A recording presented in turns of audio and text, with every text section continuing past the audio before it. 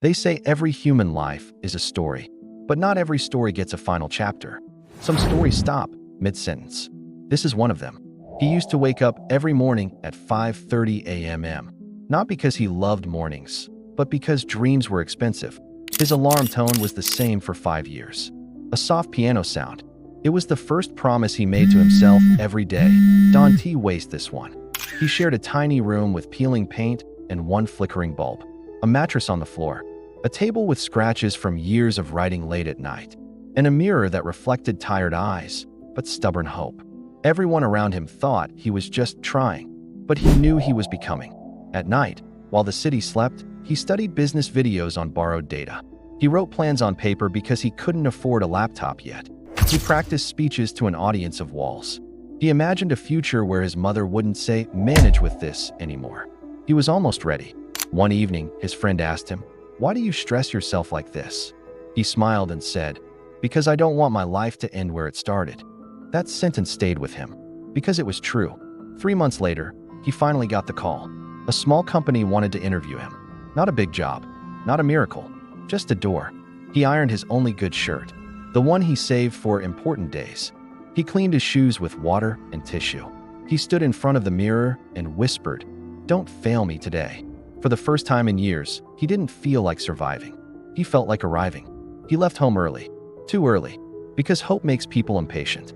At the bus stop, he checked his time. Plenty of minutes left. Enough time to breathe. Enough time to believe. The bus came. He stepped in, held the rail, looked out the window, and thought about the email he would send his mother later. "Mama, something good happened today." But life doesn't always wait for good news. The accident was loud. Metal meeting metal. A sudden stop to a moving rail. People screamed. Cars froze. Time hesitated. And just like that, his story paused. Not ended. Paused. Because there were things he hadn't done yet. He hadn't sent that message. He hadn't attended that interview. He hadn't bought his mother a new phone. He hadn't proven to himself that patience was worth it. He was almost ready. At the hospital, his phone kept buzzing. An unknown number. The company. "Hello. We're calling about your interview." No answer. Just a silent screen. And a future that didn't get to speak. This is what they don't tell you. Some people die with dreams still warm in their hands. Some people leave while their plans are still young. Some people go, not because they finished, but because time finished first. And somewhere, there is a mother who still waits for a message that will never arrive. Somewhere, there is a chair in a small room that will never be used again.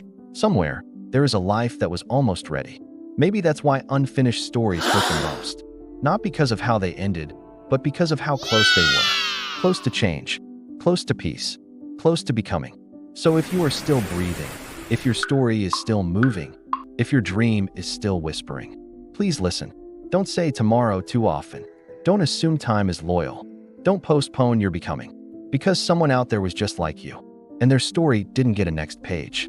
Some lives end with achievements. Some end with memories. And some end with almost. Almost successful. Almost free. Almost healed. Almost ready. This was one of them.